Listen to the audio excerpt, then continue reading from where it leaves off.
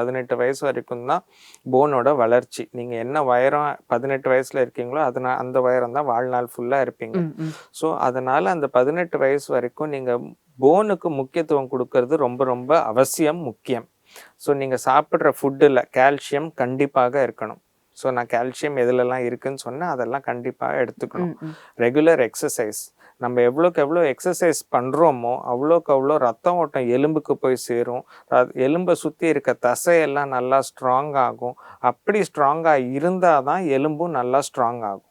So எலும்போட வளர்ச்சியும் நல்லா இருக்கும். ஸோ ஓவரால் ஹெல்த்தியாக இருக்கணும்னா எலும்பு தசை எல்லாமே ஸ்ட்ராங்காக இருக்கணும். அதுக்கு உடற்பயிற்சி ரொம்ப ரொம்ப முக்கியம்.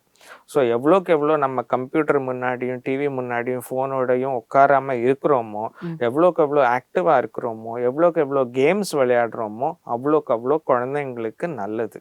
ஸோ நம்ம என்னதான் படின்னு சொல்லி நீட் எக்ஸாமாக இருக்கட்டும், ஜேஇயாக இருக்கட்டும், 12th அவங்க பண்ணாலும் அவங்க உடற்பயிற்சியும் கூட பண்ணி உடம்பு ஆரோக்கியமாக வச்சாதான் கடைசி வரைக்கும் அவங்க உடல் நல்லா இருக்கும், எந்த விதமான பிரச்சனைகளும் வராது.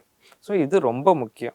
அண்ட் முக்கியமானது என்னன்னா, அந்த ஏரேட்டட் ட்ரிங்க்ஸ், ஃபாஸ்ட் ஃபுட்டு அதெல்லாம் கண்டிப்பாக தவிர்க்கணும். ஸோ இந்த எல்லாமே அந்த ப்ரீ குக்ட் ஃபுட் எல்லாமே எடுத்துக்கக்கூடாது.